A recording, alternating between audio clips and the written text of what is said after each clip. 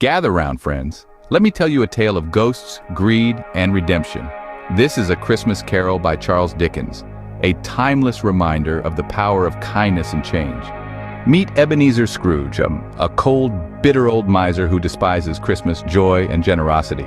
To him, the poor are a nuisance and charity a waste of time.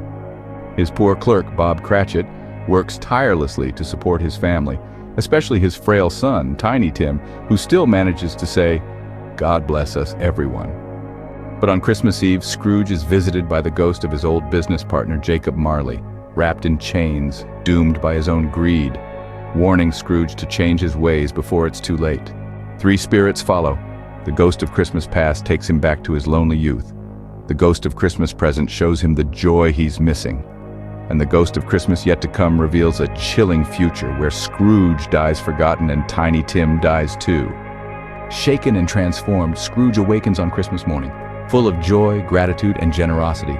He gives to the poor, embraces the Cratchits, and becomes a second father to Tiny Tim. Dickens gives us more than a ghost story.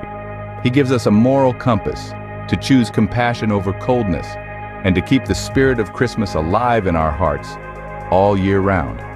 Thank you for joining me by the fire. May you always keep Christmas well, just as Scrooge did from that day on.